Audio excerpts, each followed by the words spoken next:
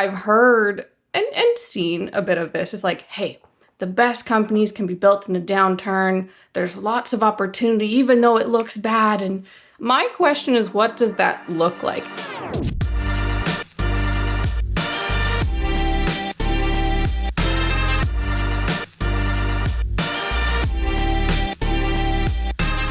Hello and welcome to the BetaKit podcast. I am Douglas Saltis, editor-in-chief of BetaKit, and along with my co-host Rob Kennedy and our wonderful listeners, we have survived a downer of a 2022.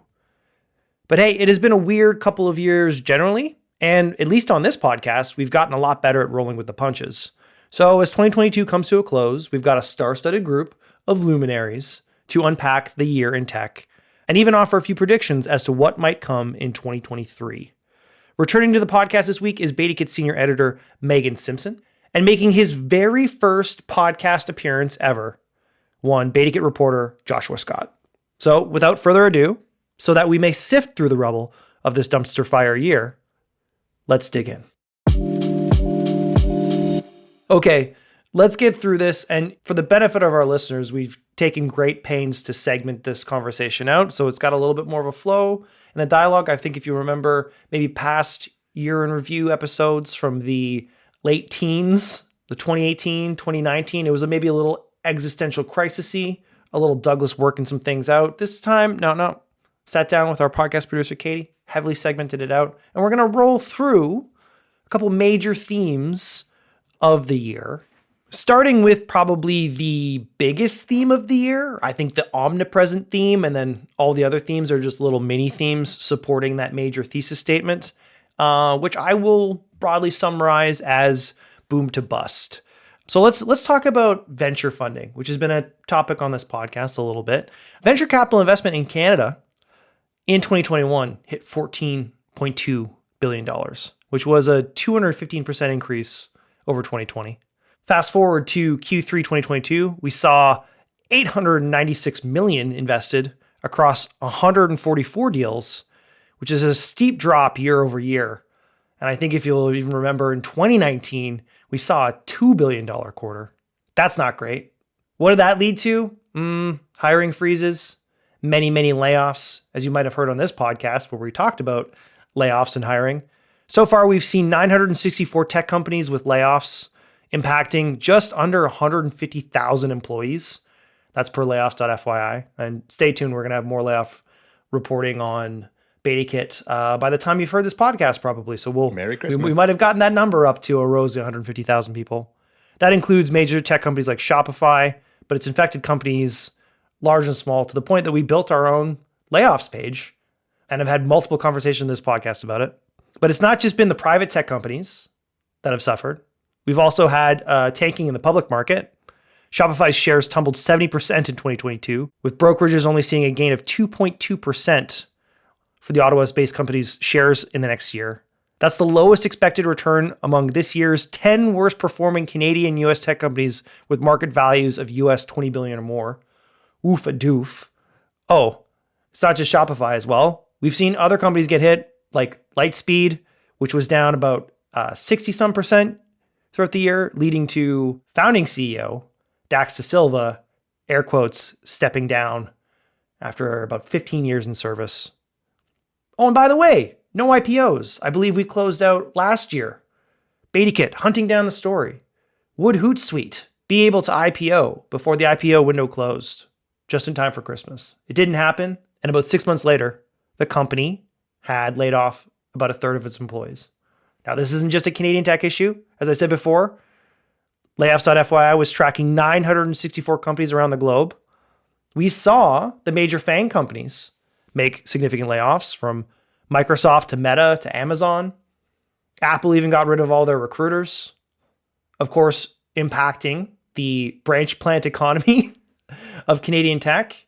And if not local offices in Canada, perhaps at least these companies' hiring commitments to expand and build hubs within Canada. That is the most concise way I could run through what has been, I think, as I said off the top, dumpster fire of a year. I think before, Rob, we get to the reporters who wrote about all of these things in great detail, throughout the year from a variety of perspectives. For you, Rob, what was of this year, this boom to bust year, which I think actually you coined when we were doing our production meeting, what was the most busty? What stands out to you the most is the moment where this year wasn't going to be like last year? 2021, we've got VC investors, head of SVB on this podcast being like, we can't even stop investing. There's money coming out of our ears. We're exhausted. We're dehydrated from the amount of capital we're moving in this ecosystem. And now here we are. Oh man, there's so many moments. To pick just one. What's your best worst? When the people started using the word dry powder. Okay. I don't want to hear that term anymore. Dry powder, meaning that VCs are sitting a lot of capital that they're just itching to deploy because they're hedging their bets. So that was a signal. Like, that's a term we haven't heard in a very long time, if ever. The amount of times it's been used in the last half of this year has been really, really annoying as some sort of Deus ex machina for the tech ecosystem. But we're 20 days away from the end of the year, and I have not seen massive amounts of dry powder being deployed. Yeah, still stowed away for some reason. The other thing that sort of struck me was when we had the chat with Damien Steele, where he was like, there will be a bloodletting. It starts in the public markets, and then it rolls downhill. Quite clearly prescient, and quite right. It just took a while to get there. So once he sort of framed that, for me at least, I've been sort of watching first the public markets are tanking stocks. Then you see the highest valued companies shedding their valuations significantly in down rounds or sideways rounds or whatever you want to call them. And then you see less and less capital being deployed as you go down to it still seems that if you're a early stage round, you're okay. Like very, very early stage friends and family, maybe pre-seed rounds are generally okay.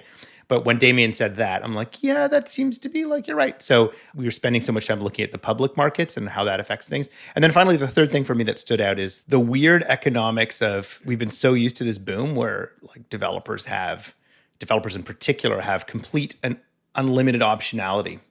And I think when BetaKit was reporting on Shopify and what was happening at Shopify, the knock-on effects that we sort of covered on the podcast over the year about the lack of how it demotivates folks when all of a sudden their share program isn't worth very much. And if that was one of the reasons you're sticking around, it's not there. So just that mindset shift, how quickly it happened, both in public companies and then private companies, the guillotine really did fall so quickly, literally one day to the next, pretty much for all the topics we're covering today, was pretty stark to me. Yeah, I've stacked this on top of each other as this wonderful suck stack.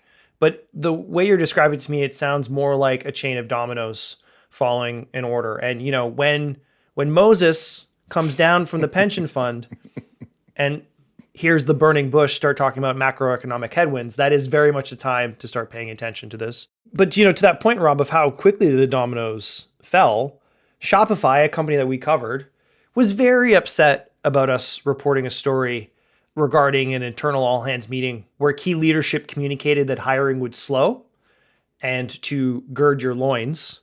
They thought that was very unfair and taken out of context. And then a month later, they laid off 10% of the company. And the executive who said gird your loins, I think, was announced as on their way out, or maybe that happened later in the year. So these are dominoes, and the dominoes fell pretty quickly throughout the year, if not consistently. Meagan, do you have an angle on this in terms of the domino that stood out to you the most? Obviously, since you've been at BetaKit, we've covered some pretty dark tidings, but in terms of like funding amounts, the line's gone up. Like, we're familiar with reporting on significant layoffs. We survived a pandemic, but is there a specific thing that stood out as net new to your experience in this ecosystem? Well, that's a really interesting question, Douglas, because technically my experience as a business journalist, specifically in tech, is not that long, right? I've never gone through a real downturn like this before or reported on it. So to answer your question, technically all of that's new to me. But I think the thing that was most interesting to me was when companies like, okay, we're making mass layoffs and then we're making the cuts that we need and then we're going to keep going. And we've heard of these kind of quiet layoffs that are continuing to happen. And so there's kind of these signals. And while I don't think I was necessarily surprised by that, I think it was very interesting and telling that this isn't something that was like one and done. Do you think that that change is a reflection of a different strategy or circumstance, or them just looking to kind of stay under the radar of bad news? Because I think we talked about this before when we were so bummed out by the summer layoffs that we published a list of companies looking to hire. It scaled hundreds of companies looking for tons of roles. And there was just this idea, this counter idea that while layoffs were happening, it wasn't the fulsome narrative. And I think since then, we've seen companies less and less eager to announce that they're making reductions, and either making small reductions to specific divisions or quietly just letting out small teams bit by bit so as to not raise awareness or attention of the ecosystem, journalists. Do you think that's a reflection of circumstances changing, or just maybe these companies getting a little bit more media savvy in their approach to this communications? Because the companies that did it early, whether it be Clearco, Wealthsimple, or Shopify, all in a very short period from each other, got really kicked in the teeth. And then, we'll get to Josh in a second, but that hasn't stopped the amount of layoffs. I think what your question misses is like the companies that made layoffs were the ones that were more vocal about it at the beginning, and the ones making layoffs now hadn't made those layoffs or weren't those. Those are not mutually exclusive, right? We're seeing companies that we covered earlier this year that made mass layoffs that are now quietly making layoffs too. So yeah, maybe they got a little bit more media savvy, but also maybe you don't want it to sound like there's still bloodletting happening. Okay, that's fair. Josh, as the youngest person on this podcast, you have only known a world of sorrow. He was born 3 weeks ago. You were born in the downturn, but you have also most recently been the one directly covering these layoffs, or at least the new compilation layoffs, where we are doing our best Sean Silvercoff impersonation and combining 7 to 10 Canadian tech companies into one broader story than the kind of direct sharp cuts that Meagan was referring to. In reporting this out, have you noticed anything about the approach changing, maybe the conversation around this? I think we're seeing more LinkedIn posts from employees being let go than thoughtful think pieces from CEOs who are heartbroken that they had to make staff reductions to their air quotes family members. Gone. Yeah. How are you approaching that in your reporting when you're dealing with 10 companies quietly making small reductions versus the major layoff stories that we're kind of fundamentally used to? That's a good question. And I'd say maybe, at least on the employee level, it seems like more employees are posting about them now. And that might be a reflection of just so many people going through it. Those employees feeling more comfortable sharing it. Because I think there's on the one hand, it's whether the employee feels comfortable sharing it to their network. I don't have an idea, and would really be interested to know how companies are approaching it and thinking about it in terms of like what their employees are able to say. So I wrote a roundup recently about 10 Canadian tech companies that had recently cut staff, and might have one coming out soon about potentially 20. Or already out by the time people have heard this. Spoilers. Or already out. Potentially 20. We'll see if we hear of any more and what I'm able to confirm. But it's almost like there are so many that's the approach that makes the most sense now. Because I'm sure all these companies have really interesting stories in and of themselves, but there's just been such a wave of ones even in over the past month and in recent weeks that the story is less what an individual company is going through and more just this stuff is all still happening. And yeah, in terms of like how companies are actually approaching announcing it, some are still doing posts, some have been very forthcoming and upfront about it. And to a degree, I think that's just probably the best approach overall, notwithstanding that I'm a journalist and I'm directly interested in them being so. And then, yeah, as Meagan mentioned, like you're seeing more quiet ones and sort of waves and maybe just like a few people at a time, but really adding up over time. It's interesting. You kind of made the point. I'm wondering if some of those individual posts that we're seeing are a reflection of just the broader state of the market, whereas previously in the hiring spree of, let's say, late 2020, 2021, if you had been laid off, you probably wanted to keep that under wraps and look quickly for a new role. But in a market where everyone's laying people off, posting that you have been let go is not only like a common occurrence, it might actually be part of the process of you finding new work. So I think people are sharing now because they kind of have to, whereas before they hadn't. But again, we can't really verify that. It's just, I think, a reflection of seeing the sentiments coming from what's being expressed versus the old method of the company makes the announcement. They've got this great spreadsheet of great talent. Anyone looking to pick it up, they'll do everything possible. And it's now, can we even get the company to acknowledge that they've let go of certain groups of people? I was just thinking, Douglas, how does this feel to you? I mean, I guess there's two thoughts. One is, it feels like, the big companies had to make the move, and then all the other companies followed. So they took the hit on behalf of all the other companies. Now there's a permission for the other companies to lay off. I'm wondering if you're seeing that. And then as a corollary, does this feel to you like 2000, like 2008? Which one? Pick Okay. one. Well, we've talked about this before, so I'll be brief with it. I will say I do think Shopify and Simple making significant layoffs very publicly gave every CEO permission to do this. And I think we've seen that across North America with what's going on with Elon. Like people look to air quotes leadership to kind of follow along here.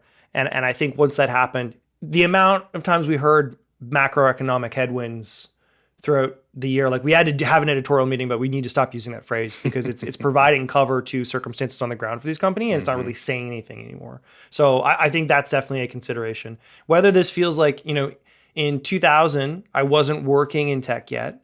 And in 2008, I got directly laid off by circumstances that we're beginning to see happen in the markets with high interest rates and banks potentially calling back loans. And, I found myself watching clips of The Big Short on YouTube recently, and I think that was not fully psychosomatic. So I would say, yeah, there are some trend lines here. And I think I've tweeted that stay tuned for future BetaKit reporting that there's some other conditions here. Then there might be more dominoes. Some fell quick. Some might fall more slowly, but land with a heavier thud.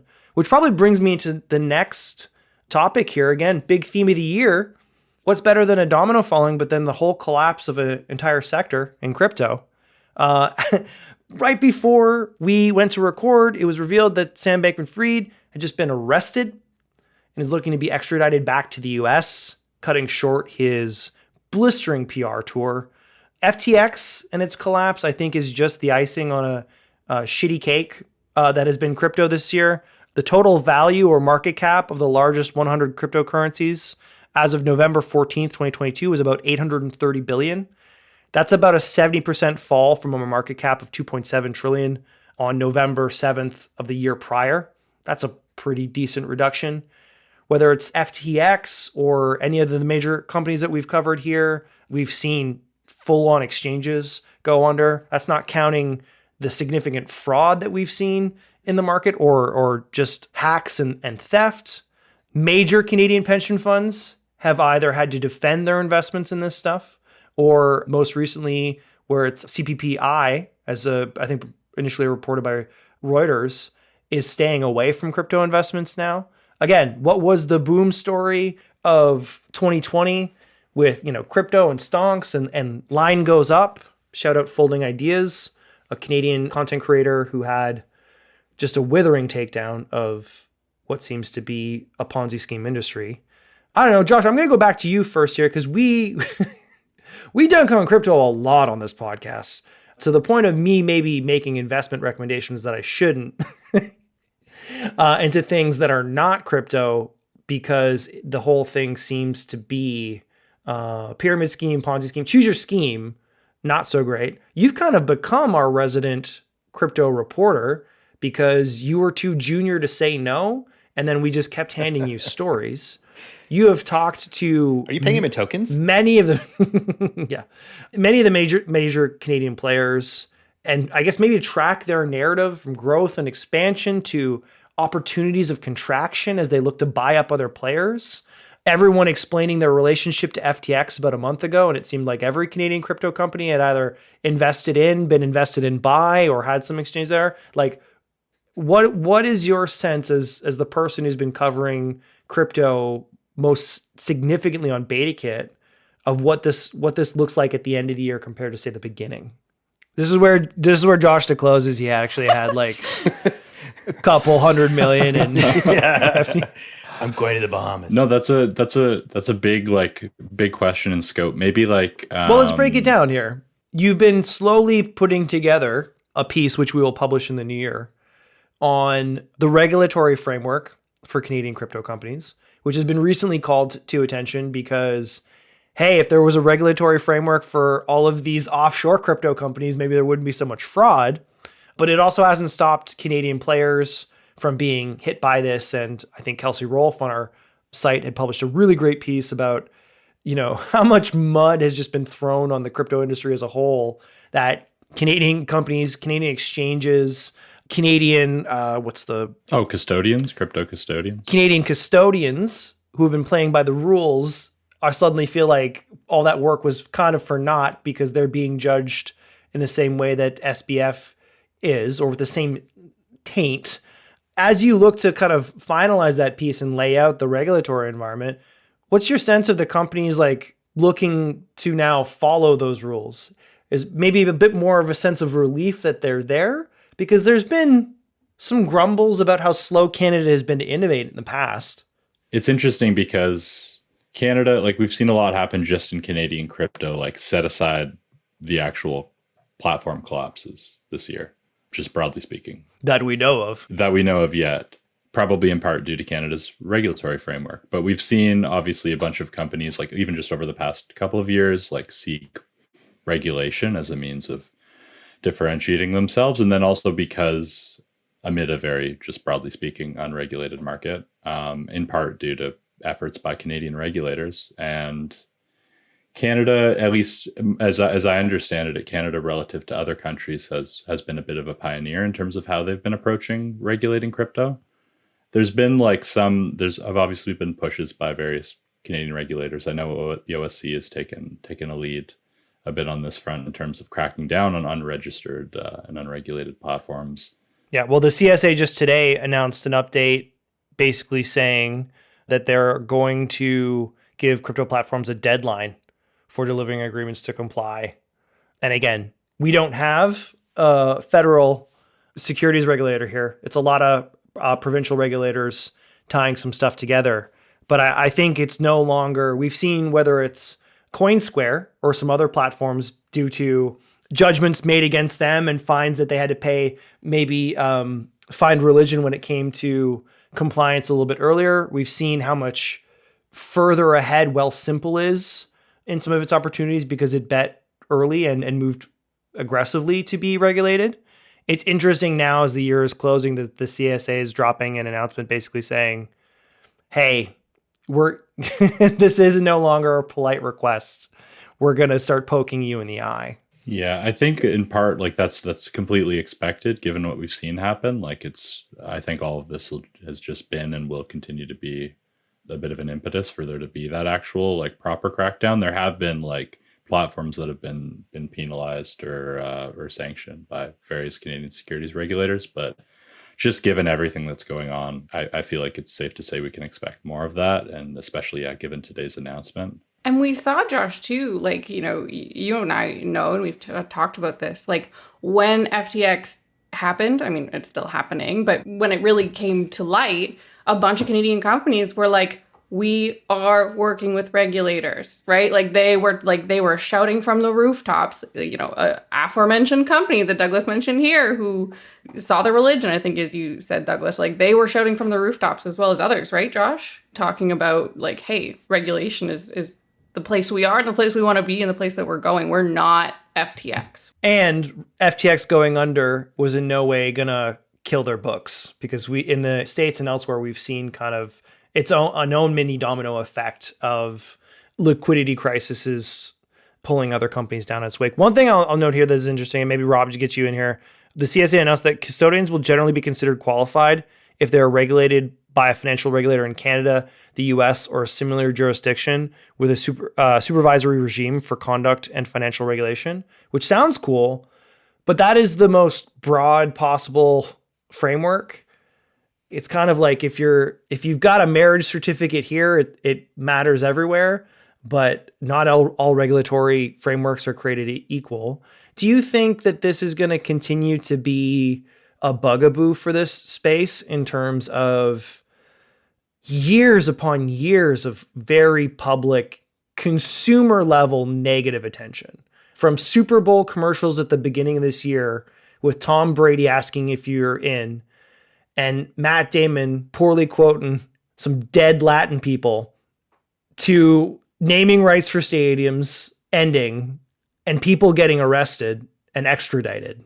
What good does a qualified financial regulator have for an industry that it just has absolute mud on its face? It's a great question. I think two things. So one is, like, let's not forget, it was, I think 2019 was the last pseudo crypto winter, if you want to call it, where Bitcoin took a poop and took the reputation of blockchain and all the crypto things along with it. That was not that long ago. But that is relatively common for new technologies generally, where they like do a thing and then they just explode. They do anything. The difference here is that it's money. So I think it's important to dissect the fact that what it looks like happened with FTX was a pretty simple scam. Like, we take customer deposits that we're not supposed to take and we invest them, bet on them. I didn't know where I put those extra billions of dollars. I bet them on black, but it landed on red. Like, this is like, it has nothing to do with cryptocurrency other than the fact that it does not happen to be in a regulated space. So the problem that I have with cryptocurrency specifically is the whole point of it is that it's not regulated. That's what differentiates it from money. Now, I'm going to get so many tweets from this. But anyway, what differentiates from money is that, I mean, yes, you could use it as a way to virtually have digital cash, but I think the philosophy behind it is a decentralized thing.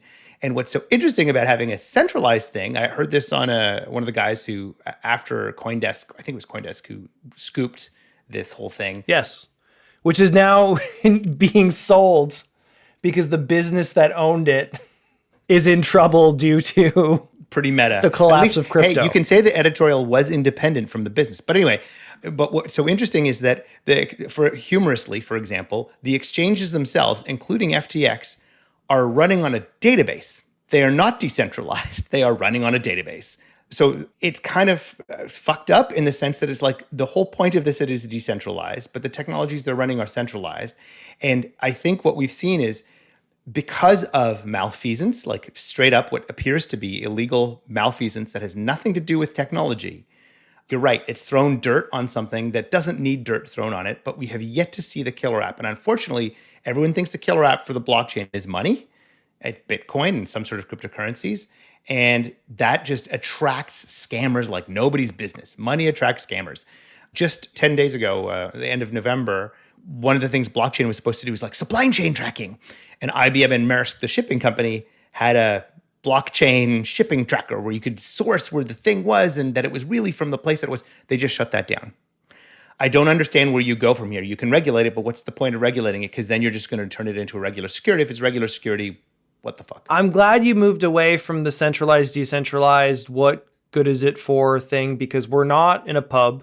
You're not in my mentions. And I was mentally shutting down and went back to the malfeasance thing.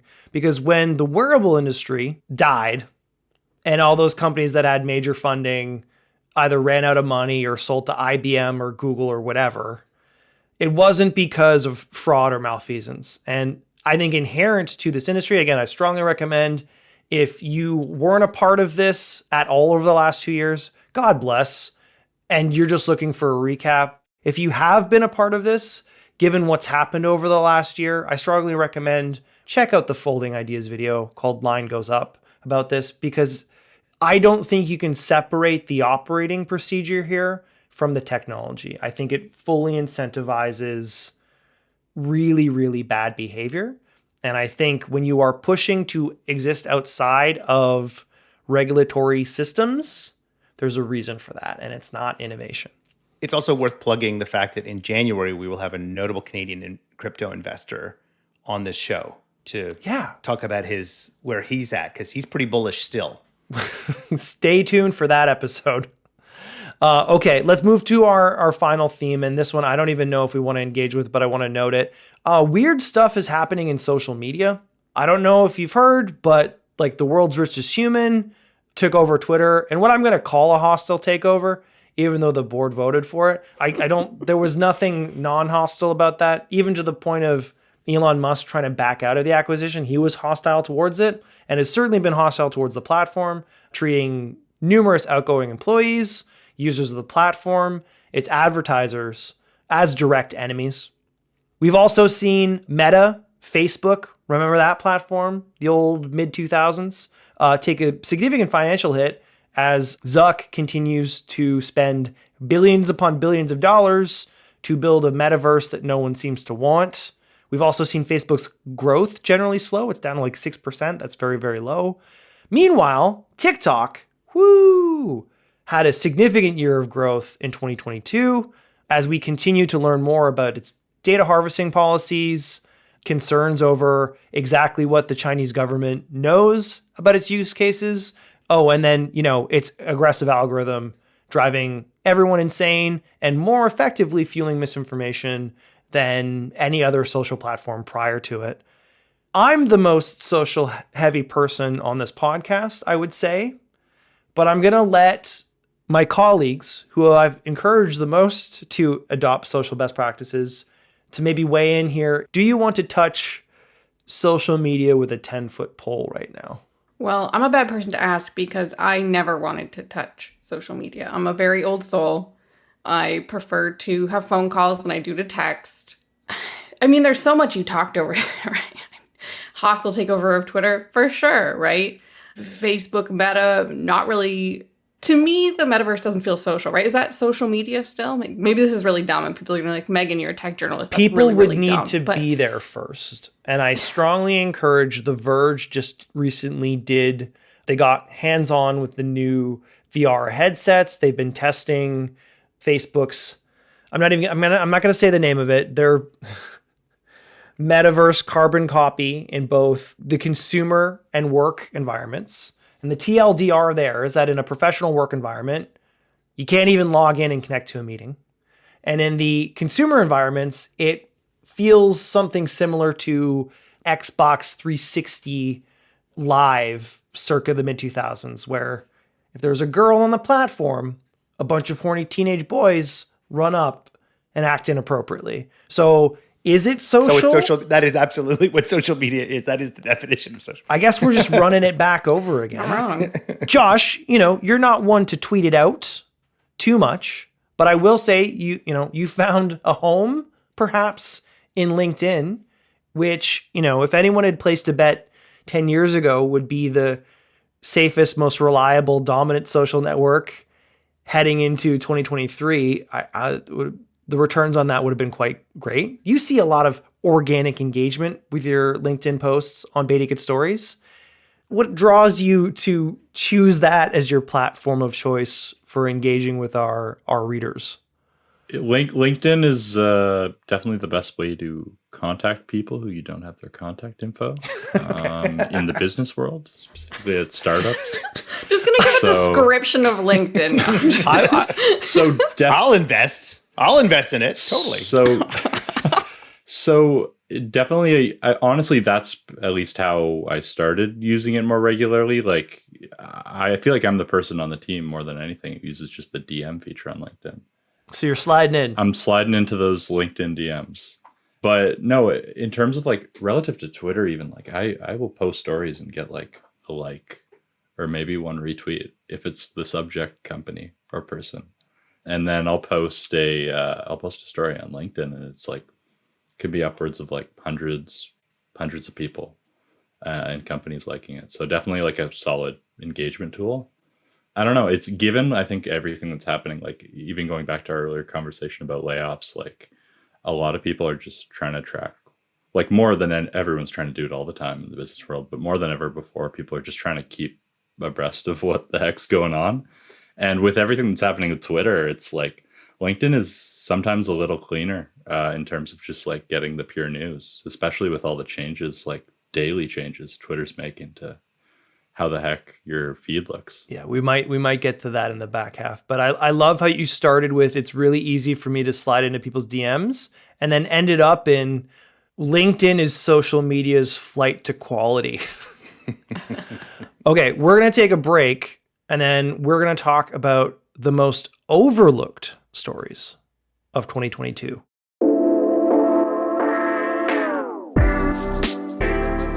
Hey founders, are you considering building your startup on AWS? From Ada Support to Neo Financial, Canada's top startups build on AWS, but they don't do it alone. So whether you're looking for help solving a technical challenge, hiring the right engineers, or finalizing a fundraising round, AWS has all the resources you need to get started. There's a reason more startups build on AWS than any other provider. AWS is here to help you succeed from inception to IPO. To learn more or to start your cloud journey, go to www.aws.amazon.com/startups.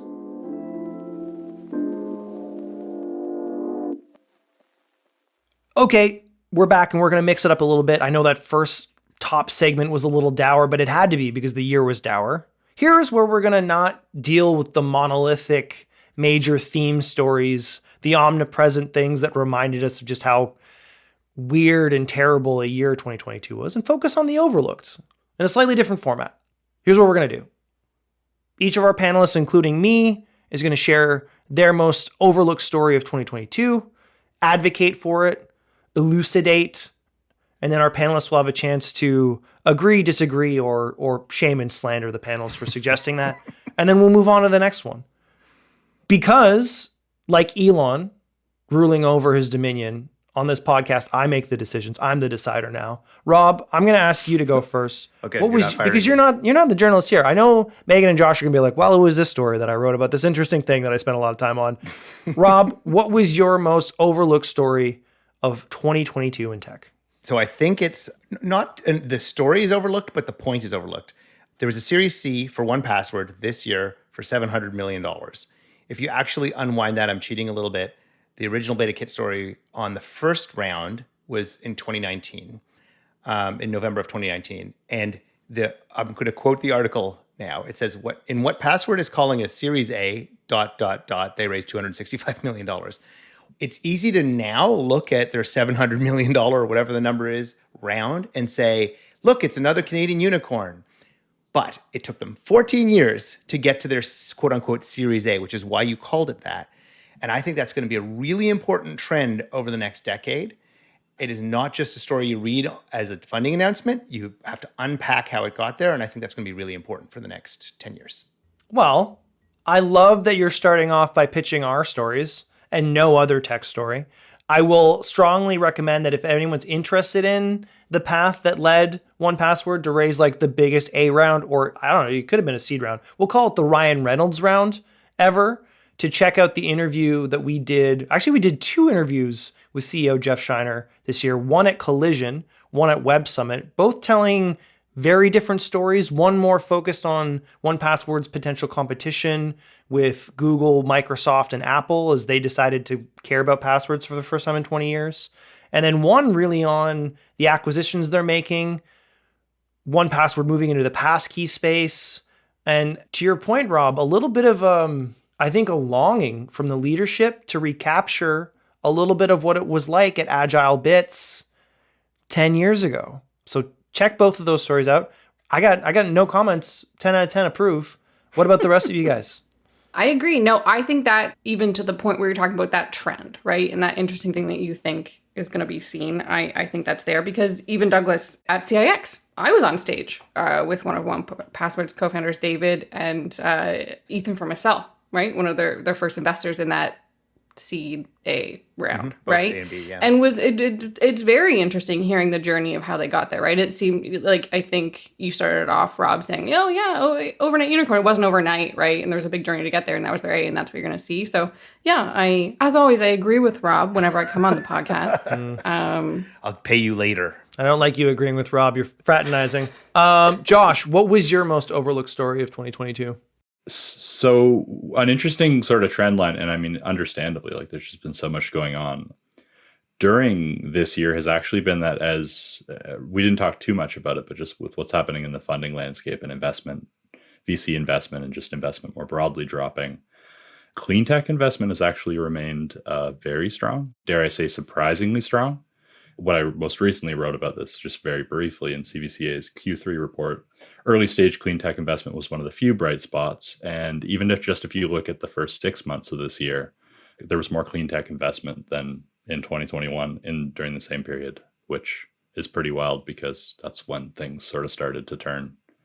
And that's, I just highlight that as it being an encouraging sign. Hopefully this continues during this period. Obviously, clean tech investment in particular, I think maybe similar to certain types of hardware investment, like it's building certain types of clean tech businesses takes more capital. And the cycles are longer as well. Yeah, cycles are certainly longer as well. There's some interesting stuff going on in the early stage relative to growth stage. I know a lot of growth stage clean tech companies are kind of in a tough spot right now in particular, but it's basically an encouraging sign amid a discouraging year. And there are some positive signs as well in terms of like what the US is doing with their big climate bill. There's going to be a lot of money in clean tech, and that's just, I think, a good thing for everyone, hopefully, and obviously especially clean tech businesses. I will accept positivity. So I'm actually really mad about that. So my story that I was going to pitch was going to be about actually a story that I co-authored with senior BetaKit reporter Charles Mandel, where we talked about BDC committing $400 million for its second clean tech focused fund and talking about the theme of clean tech. So I'm mad at Josh for stealing my idea that I now have to come up with a new underlooked story. But I think it's very interesting, actually, though, and encouraging that, like, when we were asked to come to something, both of us came with, hey, clean tech's been a little bit underlooked, but it's been growing. To that point, like, speaking to the BDC point, like, you know, this is a story from November 2nd. People can go back and look. BDC committed second fund, 400 mil. It brought their clean tech total fund investments to $1 billion just for clean tech. And that's BDC, right? And we know when you see money coming from BDC to invest, whether it's directly or in funds, there tends to be trends that follow that, right? So yeah, I'm also encouraged. I'm mad at Josh, but I'm encouraged that we both brought that up. Clean tech's great. And to add to that, even like ag tech, right? Like that's been a really big growing part of clean tech as well. Just to put a slight dour note on that fund, it is smaller than its 2018 clean tech fund by about $200 million. Yes. So not the trend line you'd want to see. But Rob, any takes on the clean tech stuff here? Obviously, you know, my senior editor was usurped by my reporter in terms of priority here. There's a coup going on. But any takes on the positivity of, hey, clean tech investment seems to be counter the narrative and the activity in terms of venture investment? Well, I mean, thanks for bringing it up. It was mentally underlooked. And then it's funny because I looked at the story, Meagan, as you mentioned it, and I'm like, oh, look, our podcast is at the bottom of it. I'm like, I totally didn't pay attention to that part of the story, or at least I was thinking about the women part of the fund, I think, when it was particularly announced, because they were all announced at the same time. I'm happy that you both brought it up. And it also hopefully means that if it is somewhat resilient to whatever's happening in the economy, given, to your point, Josh, I think it was the Americans' investment in the climate thing, given that we're actually feeling the effects of climate on the east coast of Canada, the west coast of Canada, we've seen mass destruction in entire towns and cities. If we finally hit that inflection point where we're going to invest, I'm really hoping that we're going to have this conversation next year and there'll be like another re-up, or we'll start to see these Canadian companies. The problem to your points generally is that these things take time and they're hard. And, you know, we might see more short-term solutions sprouting, like clean tech. And like I met a very young woman at the Knowledge Society who is obsessed with batteries. She just was obsessed with batteries. She was 16 years old, obsessed with making batteries better. And stuff like that, or like the software stuff that will hopefully materialize in the shorter term, then like we need to build entire fields of solar panels, which is, I think, when you hear clean tech, that's what you think, but it's a broader scope than that. And I'm hoping we're going to see those things manifest themselves sooner. So thank you for bringing that up to me. It makes me happier. Particularly since climate change is a little bit more resilient than the markets. It will win. Yeah. And even to your point, sir, just one final thing there. Like, of course, this takes a lot of time, right? Longer life cycle, clean tech. But when I started, 4 years ago, business journalism, talking about tech, like not very many people were talking about clean tech. And now you've got a ton of people kind of very interested in it, even if it's a little under the radar. So I'm encouraged. You can't spend your returns underwater. Okay, so similarly, I guess my most overlooked story isn't totally overlooked, but I don't think it's being investigated enough. I can't say that generative AI has been totally overlooked. It has been the biggest talking point in tech for like the last month, as most of the internet goofs off with generative images of cats as Napoleon or what Wes Anderson's Dune would look like. But it's not just images, it's audio, it's video, it is text, it's conversation. And we just recently ran an edition of our AI Times newsletter, just saying that Chat GPT is scary with the way that it approximates, I don't know, the argument of a bullshitter. And like a bullshitter, it doesn't really know it's true. It just knows what you want to hear. But the implications aren't really being considered on art, copyright, everything. And I get a sense of like, here we go again, just making the same mistakes as the last age of the web, which by the way hasn't been solved yet. So is this generative AI thing creative destruction or a slow motion car crash? I don't think we're paying enough attention to the impact. I think it's a little difficult when people like the CEO of Shopify are saying that, the future is only for the builders and that critics can only criticize. It is the only thing they can produce. This was in response to a TechCrunch op-ed about whether or not ChatGPT and generative AI was a virus unleashed in the world. Not going to engage too much with what the CEO of Shopify said, but I will note that builders are usually and should be held accountable for what they build. It's why engineers, when they graduate from their program, take the ring that they receive so seriously, because they're on the hook if the bridge falls. But software, I think everyone is talking about generative AI, but not as much as they should. And it will be a major point of focus next year as we continue to see new implementations and cracks break in our infrastructure, because we're not ready for the misinformation age to have that level of sophistication. Yeah, and if I could just take that, because that's my future. Okay, well, no, this is a good segue into our final segment here, was to spend some time kind of predicting some major stories in 2023, or possibly big questions for those cowards on the podcast who aren't brave enough to make a prediction. Rob, I think maybe, I was kind of going overlooked here, but it was predicting that conversation was going to happen in 2023. What was your take on generative AI? It was, for me at least, it was bang fucking on. And just to expand on it a little bit, you did such a good job elucidating it. The only other points I'd make or at least emphasize a little more, is that it's pretty clear we're dumping this out in the universe before we're ready to deal with it. Part of it is the fact that AI is this umbrella term and it means everything and nothing. Go look up on YouTube the guys who created South Park. They did a thing with Donald Trump during the pandemic, I think, using generative, using a face thing where it looks like the people are actually saying the thing, but it's clearly the voices of Trey Parker and Matt Stone. Well, it's just the recent Mark Zuckerberg deepfake that just came out. Yeah, all that. But at least the South Park one is pretty entertaining. The point they were trying to make was we're fucked if you could deepfake people like this. And so what we have not learned on the third crank of technologies, of internet, is move fast and break things is cool until it move fast and break society. And what we have seen with social media is the slow motion fuckery with how we look at each other and how we look at society. And we are now seeing the fruit that bore. Bears and boars. Exactly. We're in trouble. And there is no excuse in this third time around.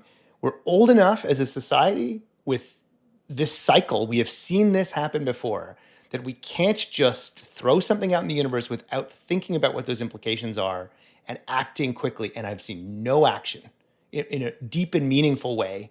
The tech companies are beating the policymakers and the theories and the philosophies around what's right and what's wrong. And it's going to be fucked up shit for 2023 and beyond. But 2023 is when we're going to see it. We're just starting to regulate social media 10 years too late. And the only reason that we can kind of regulate crypto is because it's literally just the same. It's just obviously fraud, right? But to your point, it's not just regulation. I think maybe this will go to my prediction, because to what you're speaking to, I had this Mark Andreessen quote. It's a tweet. It's from Twitter. If you listen carefully, you can hear the pinched, narrow-minded, partisan, resentful, bitter hall monitor sensors of social media shifting their focus to AI. Obviously, he's been using generative AI and ChatGPT to produce all sorts of outlandish statements recently. And I think that these two things are connected. Why? Well, I think that big tech finally has its media company, its platform, run by the richest person in the world with shares for all of his friends. Should note here that why would Andreessen Horowitz need its own publication when Mark Andreessen can blather on about free speech and white pills with the full support of his good buddy Elon? And I think that this is part of the problem here. When you have the public square owned by the world's richest person and an egomaniac, the main character who is highly leveraged to make this thing, if not successful, profitable, it's going to be used as a bludgeon. And I think part of the reason why we're seeing people like Mark Andreessen, Toby Lutke, I'll say his name, the all-in podcast besties who are tweeting hooray for free speech as Twitter announces that they're going to charge $8 for it, is because they realized that it's far easier to own their own media channel and argue for this stuff than ever be held account through traditional media cycles. And with Twitter being purchased and privatized, they have kind of broken that cycle. So my prediction is that 2023 is the year that I quit Twitter. This podcast is being recorded the same evening that Casey Newton, a platformer, just released his most recent update, noting that he is also quitting Twitter. That platformer, which has been built in some form or fashion, he acknowledges, on the backs of breaking tons of Twitter stories, will be moving away from Twitter and focusing on engagement. But that also platform was created as a subscription to move away from the perils of having a bad landlord. And I think the things that we've seen recently since Twitter has taken over, forget the treatment of the employees and the mass layoffs and just the assholery in operating a company. But what we're seeing with the Twitter files, with nothing burger stories being portrayed as like political both sidism to undermine everything, every social norm, but then also to put junior employees who are part of those conversations at risk. We've seen Yoel Roth receive death threats for being implied by Elon that he was in some way a pedophile, following, I think, some fairly balanced criticism from Roth on Kara Swisher's podcast, where he went out of his way to not say anything inflammatory about Elon, but just gently criticized. And then the Anthony Fauci stuff and the pronoun, like, I'm not even going to get into this too much, but Casey had something to say. I'll quote him here. Because he is the platform CEO, its most followed user, and number one topic nearly every day, opinions about Musk now dominate the timeline. But of course, he's in control, right? So there are no guardrails. Rulemaking is capricious. Casey says that I imagine all of this is a lot of fun for Musk and maybe even worth the $44 billion he overpaid for it. But it can be hell for anyone who showed up to talk sports, tech, entertainment, or anything else.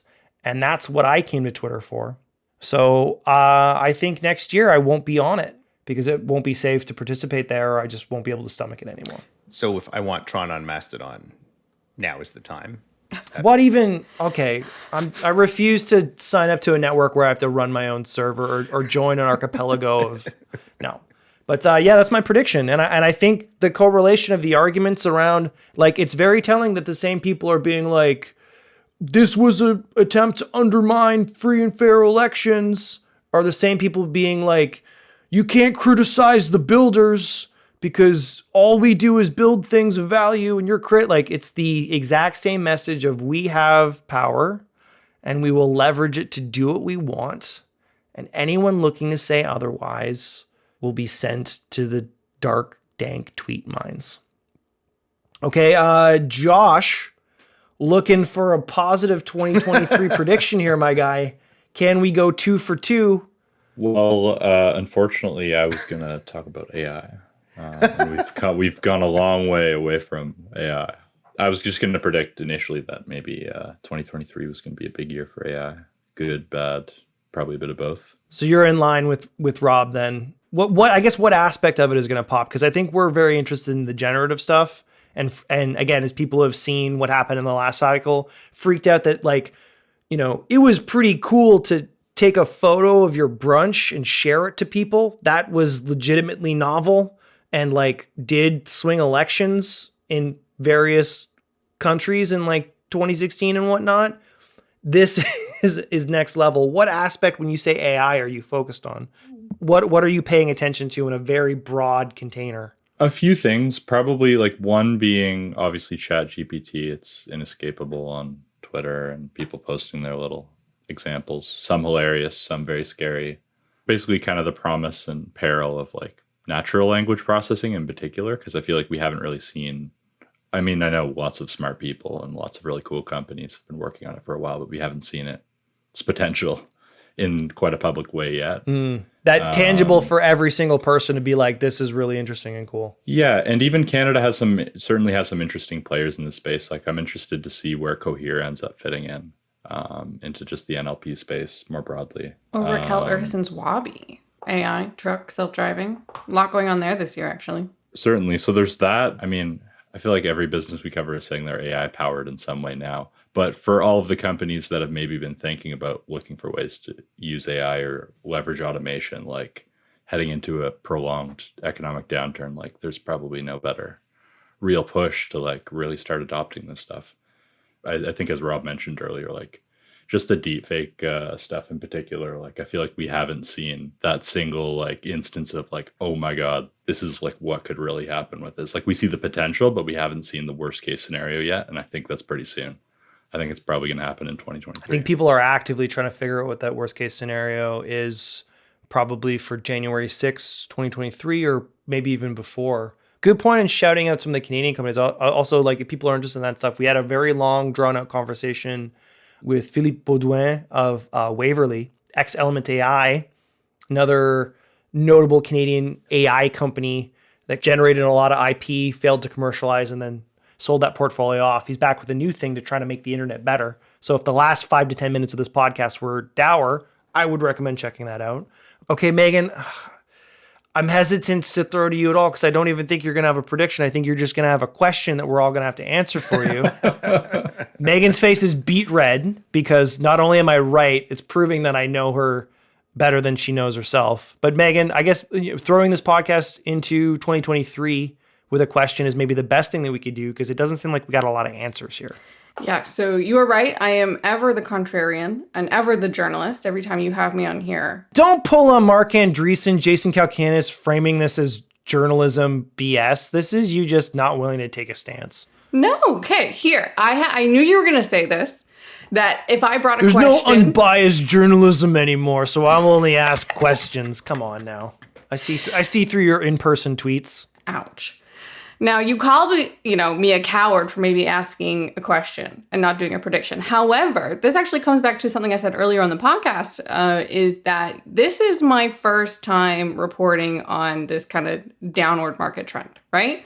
So I think my question is I've heard and seen a bit of this. It's like, hey, the best companies can be built in a downturn. There's lots of opportunity, even though it looks bad. And there's this dry powder, right, Rob? Your favorite word. But there's, you know what I mean? There's always something, you say, hey, yeah, no, it's not looking very good. And everyone's like, no, this is a great time. There's lots of opportunity. My question is, what does that look like? And I don't know if that's the question we're looking to end the podcast on, but what I'm looking to go into the new year with is like, I want to see what that looks like in terms of how entrepreneurs are building or thinking about their companies, how investors are thinking about making investments, and what it actually looks like when people tell me, no, there's tons of great opportunity here. I'm really, and I'm not surface level, very genuinely interested in seeing what that looks like. So looking for people and companies to kind of show that.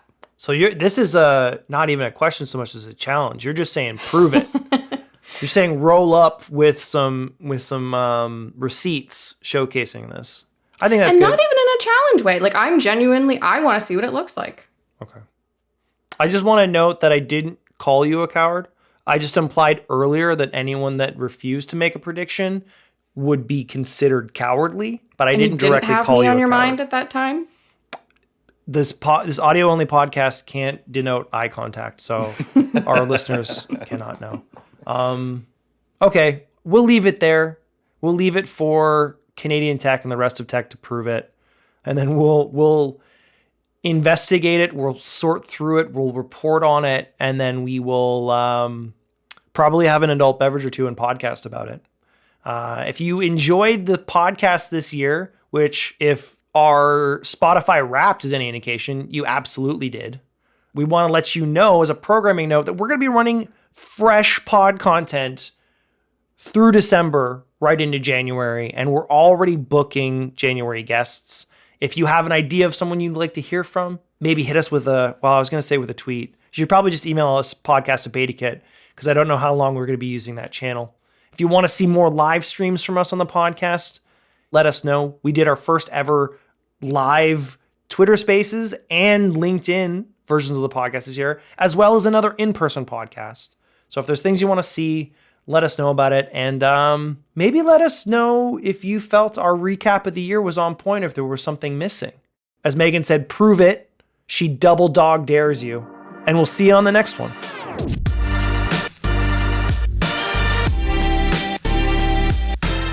The BetaKit podcast is produced by BetaKit Incorporated. It's edited by Katie Lohr, and its hosts are Rob Kennedy and me, Douglas Saltis. To learn more about how you can support this podcast, head to patreon.com/BetaKit.